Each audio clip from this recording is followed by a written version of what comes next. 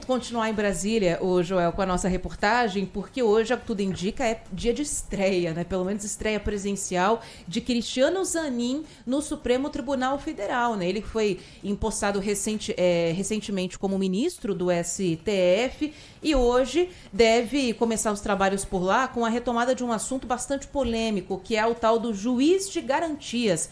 Márcio Rocha é quem está aqui com a gente. Diga aí, Márcio, boa tarde. Ô, Márcio, é importante dizer que esse juiz de garantias é o juiz que vai cuidar da fase inicial, por exemplo, de uma pessoa que está sendo investigada, né?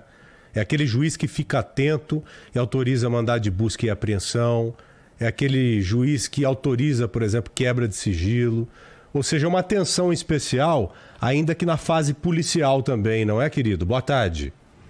Isso mesmo, pessoal. Boa tarde para vocês, boa tarde a todo mundo que nos acompanha. Pois é, a gente está na expectativa, pode começar a qualquer momento, essa sessão do Supremo Tribunal Federal que vai retomar o julgamento que discute a constitucionalidade do juiz de garantias, que foi aprovado pelo Congresso, né, em 2019, naquele chamado pacote anticrime. Falando sobre esse processo, né, são na verdade 4 ações que tratam sobre esse tema, que tem como relator o ministro Luiz Fux, que já votou nesse julgamento no final de junho, mas essa análise acabou sendo suspensa depois que o ministro Dias Toffoli pediu vista, ou seja, mais tempo para analisar esse caso. A gente lembra que o juiz de garantias foi sancionado pelo então presidente Jair Bolsonaro, mas a aplicação de um trecho da lei foi suspensa justamente por decisão de Fux em 2020, porque ele argumentou que a suspensão era necessária, pois o impacto financeiro dessa medida, da adoção do juiz de garantias, não teria sido previsto. E aí, na prática, o que acontece? Esse mecanismo divide a condução dos processos criminais entre 2 juízes, sendo que o juiz de garantias, como você falou, João, vai cuidar justamente atuaria justamente no inquérito, ou seja, na fase investigativa. E assim ele seria responsável por fiscalizar a legalidade da investigação e aí autorizaria também prisões, quebra de sigilo, mandado de busca e apreensão, entre outros. E aí, se houver a denúncia, né, se isso for para frente, a etapa que o investigado, a denúncia que é a etapa que os investigados passam para a condição de acusados, esse caso, essa etapa fica sob a responsabilidade de outro juiz, que aí sim vai julgar o mérito dessa ação.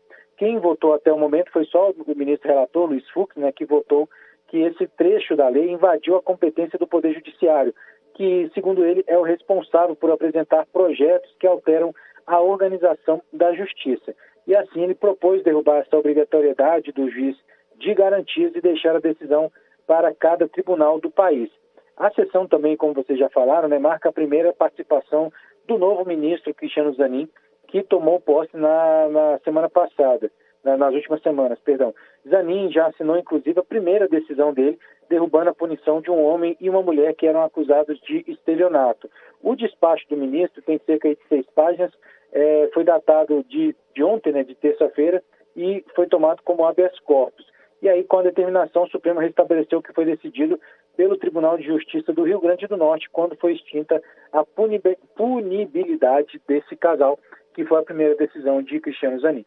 Então agora a gente espera, está aqui na expectativa para o início da sessão, deve começar a qualquer momento, e aí a gente vai ver como é que vai ser tanto esse julgamento do juiz de garantias, quanto também a primeira atuação de Cristiano Zanin como ministro do Supremo.